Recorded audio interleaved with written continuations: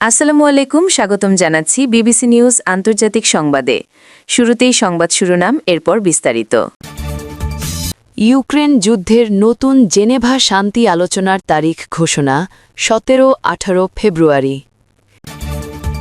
ইউক্রেনীয় সেনা আজ রাশিয়ার প্যানশির এয়ার ডিফেন্স সিস্টেমের অর্ধেক বিধ্বস্ত দাবি।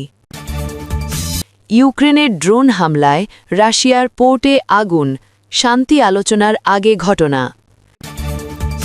জার্মান চ্যান্সেলর মের্কেল মিউনিখে ট্রান্স আটলান্টিক স্থিতিশীলতার জন্য যুক্তরাষ্ট্র ইউরোপে জোর দেন। ইউক্রেন বিরোধী রুশ হামলায় বড় তেল টার্মিনাল ও অবকাঠামো ক্ষতিগ্রস্ত হয়েছে। এখন পর্যন্ত আপনারা শুনছিলেন আজকের আন্তর্জাতিক সংবাদ শিরোনাম।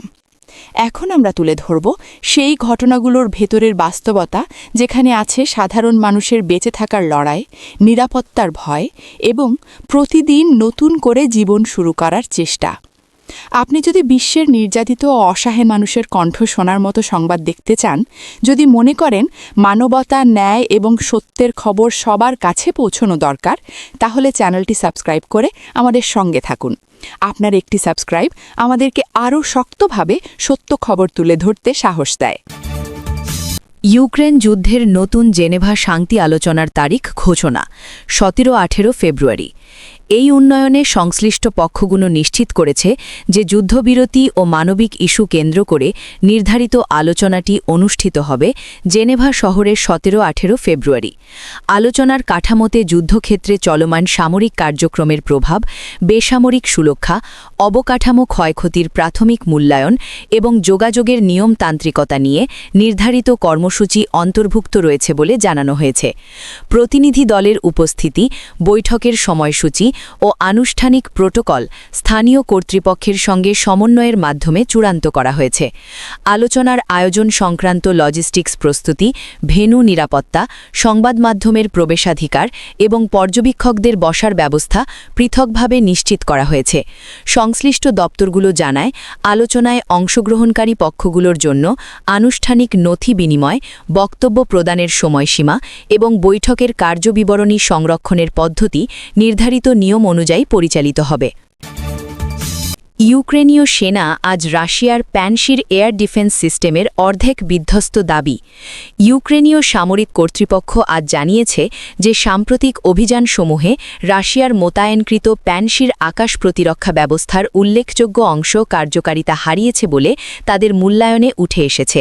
কর্তৃপক্ষের বিবৃতিতে নির্দিষ্ট সময়সীমার মধ্যে পরিচালিত অভিযানের ফলাফল হিসেবে শনাক্ত করা লক্ষ্যবস্তু, ক্ষতিগ্রস্ত উপাদান এবং ব্যবস্থাটির সাময়িক অকার্যকারিতার প্রভাবের কথা উল্লেখ করা হয়। সংশ্লিষ্ট ইউনিটগুলোর নথিভুক্ত প্রতিবেদনে লক্ষ্যবস্তুর অবস্থান শনাক্তকরণ, আঘাতের ধরন এবং পরবর্তী যাচাইয়ের প্রক্রিয়া অন্তর্ভুক্ত রয়েছে বলে জানানো হয়েছে। এই দাবির প্রেক্ষিতে উভয় পক্ষের সামরিক যোগাযোগ চ্যানেলে তথ্য যাচাই সংক্রান্ত অনুরোধের বিষয়টি আলোচনায় আসে এবং পরিস্থিতি পর্যবেক্ষণের দায়িত্বপ্রাপ্ত সংশ্লিষ্ট কর্তৃপক্ষ তাদের নিয়মিত ব্রিফিংয়ে এই তথ্য উপস্থাপন করেছে। ইউক্রেনের ড্রোন হামলা, রাশিয়ার পোর্টে আগুন, শান্তি আলোচনার আগে ঘটনা। ইউক্রেনীয় ড্রোন ব্যবহারের ঘটনায় রাশিয়ার একটি পর্তে অগ্নিকাণ্ডের ঘটনা ঘটেছে বলে সংশ্লিষ্ট কর্তৃপক্ষ নিশ্চিত করেছে। ঘটনাস্থলে জরুরি সেবা সংস্থাগুলোর উপস্থিতিতে আগুন নিয়ন্ত্রণের ব্যবস্থা নেওয়া হয় এবং ক্ষয়ক্ষতির প্রাথমিক তালিকা প্রস্তুত করা হয়েছে। বন্দর এলাকায় নিরাপত্তা ঘেরাও জোরদার করা হয়, প্রবেশ ও প্রস্থান নিয়ন্ত্রণ করা হয় এবং কার্যক্রম সাময়িকভাবে স্থগিতের সিদ্ধান্ত কার্যকর করা হয়েছে। সংশ্লিষ্ট কর্তৃপক্ষ জানায়, ঘটনাটির সময়সূচি ও প্রভাব মূল্যায়নের জন্য আলাদা করে প্রতিবেদন তৈরি করা হচ্ছে এবং বন্দর পরিচালনা কর্তৃপক্ষ ক্ষতিগ্রস্ত অবকাঠামোর অবস্থা নথিভুক্ত করছে। এই ঘটনার প্রেক্ষাপটে সামুদ্রিক পরিবহন সংক্রান্ত নিয়মিত কার্যক্রমের নিরাপত্তা ব্যবস্থায় পরিবর্তন এনে নজরদারি জোরদার করা হয়েছে বলে জানানো হয়। জার্মান চ্যান্সেলর মের্জ মিউনিখে ট্রান্স আটলান্টিক স্থিতিশীলতার জন্য যুক্তরাষ্ট্র ইউরোপ জোর দেন।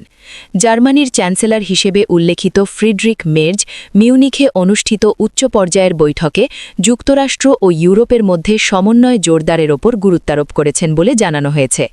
বক্তব্যে ট্রান্স আটলান্টিক অংশীদারিত্বের কাঠামোতে কৌশলগত সমন্বয়, নিরাপত্তা সহযোগিতা এবং রাজনৈতিক যোগাযোগের ধারাবাহিকতা বজায় রাখার প্রয়োজনীয়তা তুলে ধরা হয়। সংশ্লিষ্ট ফোরামে প্রতিনিধি দলের উপস্থিতিতে সমসাময়িক নিরাপত্তা চ্যালেঞ্জ নিয়ে আলোচনা হয় এবং যৌথ অবস্থানের নথিভুক্ত রূপরেখা উপস্থাপন করা হয়। বৈঠক পরিচালনার সময় বক্তব্য প্রদানের নিয়ম, আলোচ্য সূচির অগ্রাধিকার এবং নথি বিনিময়ের প্রক্রিয়া নির্ধারিত প্রোটোকল অনুযায়ী সম্পন্ন হয়েছে বলে আয়োজক পক্ষ নিশ্চিত করেছে। ইউক্রেন বিরোধী রুশ হামলায় বড় তেল টার্মিনাল ও অবকাঠামো ক্ষতিগ্রস্ত হয়েছে। রাশিয়ার হামলায় ইউক্রেনের একটি বড় তেল টার্মিনাল ও সংশ্লিষ্ট অবকাঠামো ক্ষতিগ্রস্ত হয়েছে বলে কর্তৃপক্ষ জানিয়েছে। ঘটনাস্থলে জরুরি সেবা দল পাঠানো হয়, ক্ষয়ক্ষতির মাত্রা নিরূপণে প্রকৌশল দল কাজ শুরু করে এবং নিরাপত্তা ঝুঁকি কমাতে এলাকা নিয়ন্ত্রণে নেওয়া হয়। ক্ষতিগ্রস্ত স্থাপনার কার্যক্রম সাময়িকভাবে সীমিত করা হয়েছে এবং জ্বালানি সংরক্ষণ ও পরিবহন ব্যবস্থার নিরাপত্তা পর্যালোচনা করা হচ্ছে। সংশ্লিষ্ট দপ্তরগুলো ক্ষয়ক্ষতির তালিকা প্রস্তুত, মেরামতের প্রয়োজনীয়তা নির্ধারণ এবং নিরাপত্তা ব্যবস্থার হালনাগাদ প্রক্রিয়া নথিভুক্ত করছে। পরিস্থিতি পর্যবেক্ষণে দায়িত্বপ্রাপ্ত কর্তৃপক্ষ নিয়মিত ব্রিফিংয়ের মাধ্যমে তথ্য প্রকাশ করছে এবং জরুরি সেবার সমন্বয়ে ঝুঁকি ব্যবস্থাপনার পদক্ষেপ বাস্তবায়ন করা হয়েছে বলে জানানো হয়েছে।